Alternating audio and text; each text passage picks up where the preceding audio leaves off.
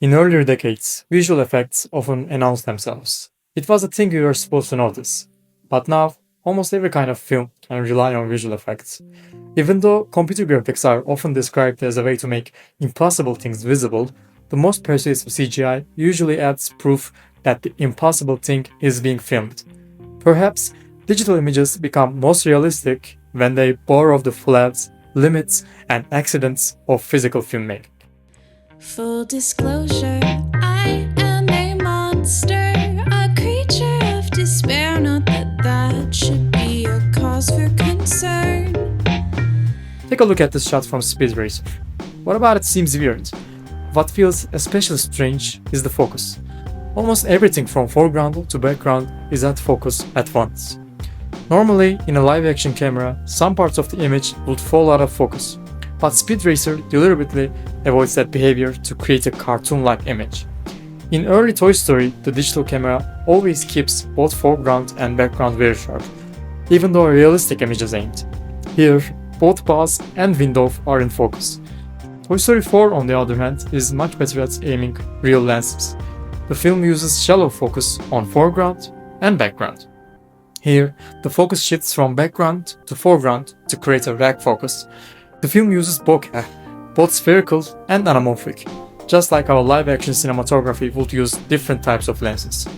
This shot here is specifically remarkable How do you know? because it imitates a very specific live-action lens trick, the split diopter. Gabby Gabby is sharp in the foreground, the middle is soft, and fork is sharp again in the background.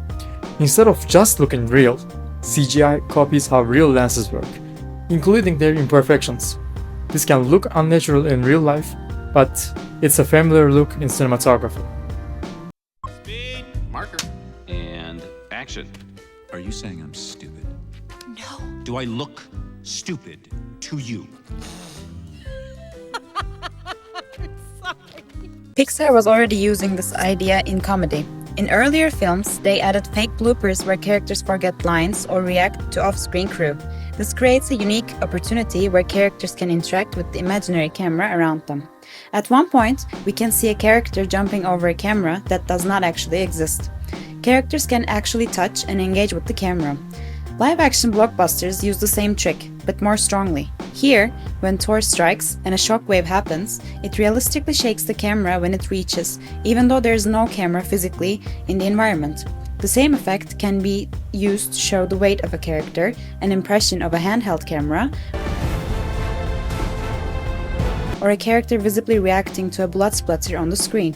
The camera realistically reacts and moves even though nothing really touched it. Are you saying I'm stupid?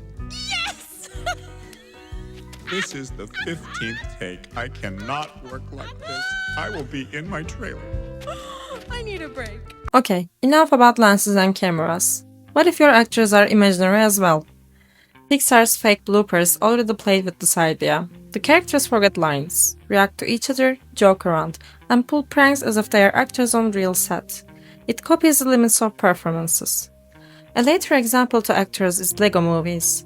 Before 2014, for Lego movies, the characters had smooth textures and overly fluid movements. They looked like Lego, but they did not really behave like Lego. The Lego movie changes that logic.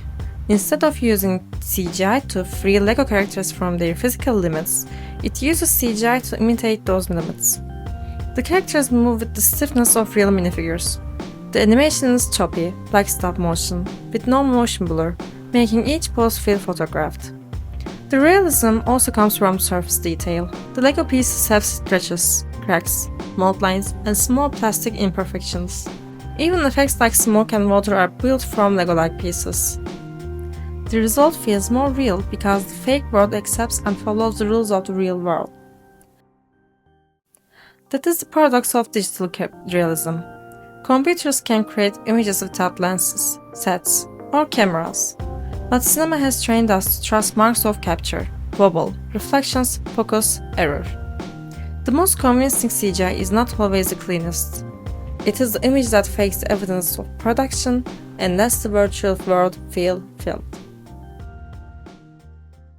If there's one thing I've learned in all my years here, it's that despair